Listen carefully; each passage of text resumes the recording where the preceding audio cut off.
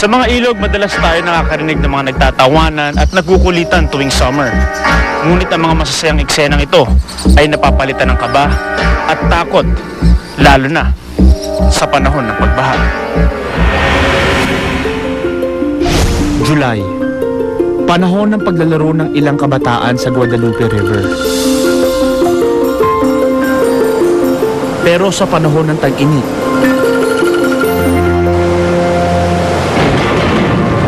malalakas na ulan ang gumulat sa lahat taong 1987. Ang palaruan naging death trap.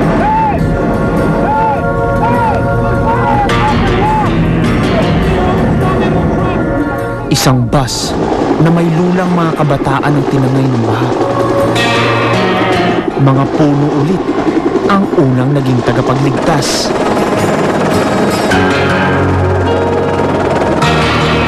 Pero malakas ang agos ng tubig baha.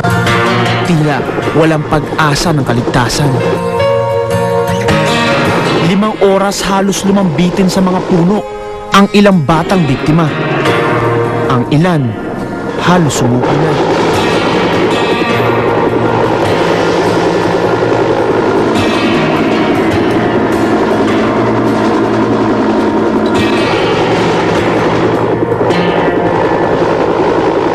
Were you stuck in a tree? Yeah, How long were you in there? about an hour. About an hour? What was going through your mind right then? Scared, terrified because I can't swim. Tulad ng 14 na taong gulang si Melanie There Quinn, she is right there, Mike! She's floating in the water right there! She's still okay! Right there! There she is, right there! hinila siya ng rescuer upang may akyat sa helicopter.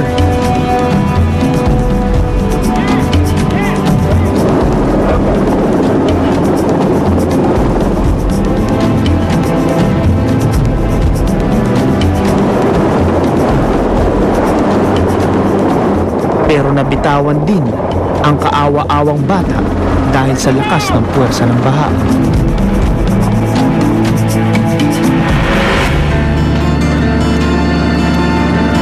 Apat na araw bago natagpuan ang 9 sa 10 batang winakasan ng mga buhay ng baha.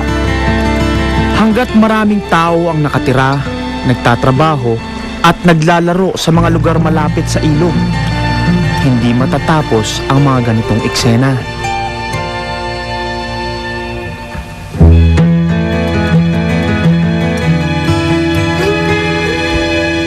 Taon-taon, ilang mga buhay ang inaanod ng baha sa mga ilog at kanal ng Los Angeles. Paulit-ulit itong nangyayari dahil ang mga walang bahay ay sa mga tabing ilog at kanal naninirahan.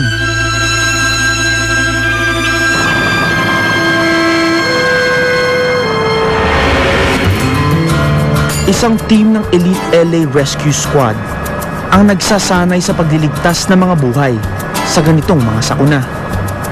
Sa mismong LA River sila nagsasanay. Okay, just relax!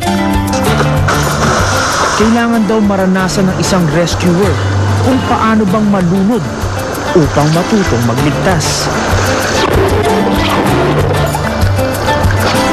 You can position yourself by just simply turning your head, slightly backstroking, and let the water push you to the other side.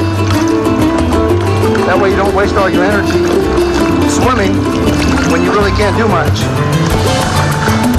Taon-taon, hindi bababa sa 10 tao ang kanilang naililigtas.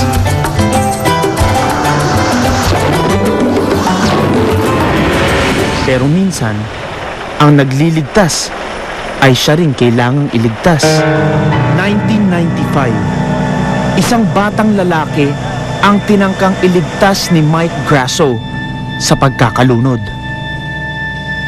Masyadong malakas ang agos ng tubig baha. 35 minuto na ang nakalilipas. Tila wala ng pag-asa. Hanggang sa isang paraan ang kanilang naisip gamit ang isang dan.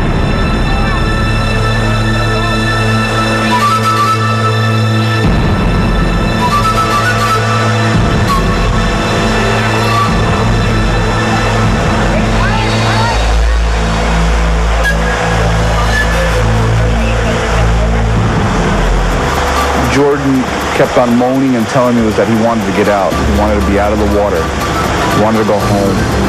And I kept on telling him that that's what we're doing.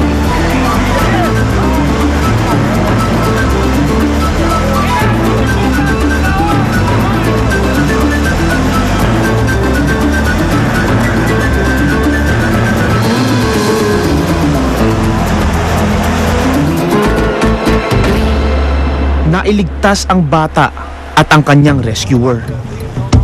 Isa sa mga mailap na kwento ng tagumpay sa lungsod na walang katapusang sinasalanta ng nakamamatay na pagbaha.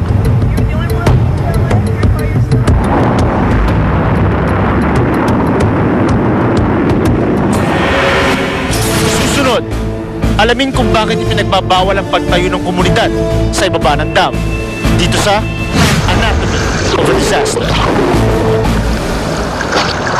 Marami nang lumaban